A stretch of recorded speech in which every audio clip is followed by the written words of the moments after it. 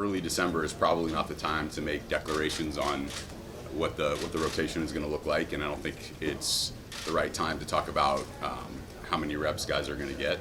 Obviously, we want to give everybody the best chance to perform. Gausman showed how capable he is of going through right-handed hitters and left-handed hitters, and we're excited about seeing that. And as it relates to Zach, he's a proven defender and a longtime Major League player who deserves the benefit of the doubt.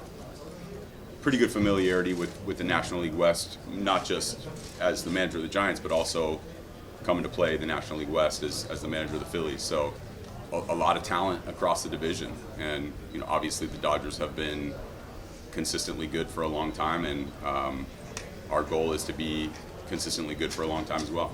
I know where we are on the calendar, and I really want to give these players, all of them, the benefit of the doubt to prove themselves and to show what they're capable of. So that entails getting to spring training and getting in the bullpen and seeing them in spikes and seeing how healthy they are.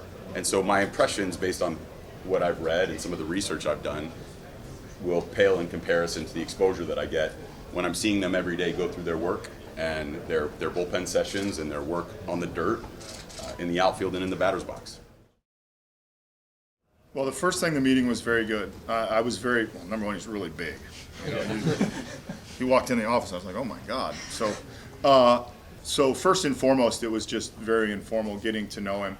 And the Josh is somebody that's interesting to me because I had my time with the Rays and then going to Toronto. I got to see him actually grow up, but just in spring training on the other side. So you got to see his development that way. So to sit and listen to him talk and articulate his season last year and how he struggled late in the year and what he's going about doing to help it get better, it was very impressive. I mean, he's a very impressive player, but he's probably a more impressive young person or young man.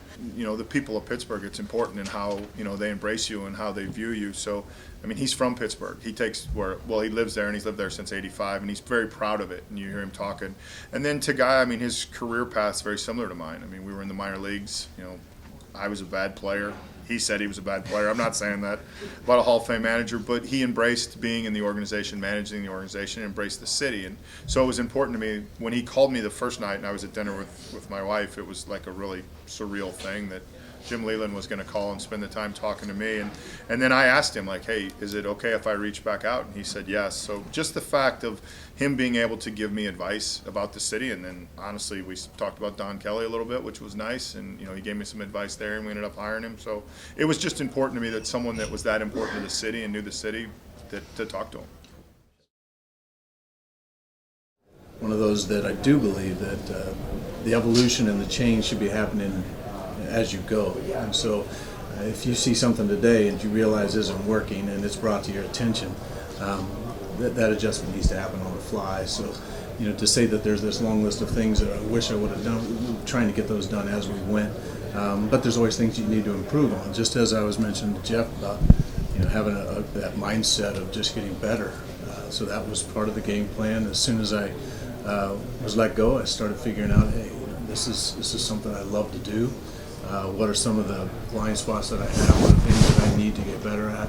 And then started being proactive in doing those.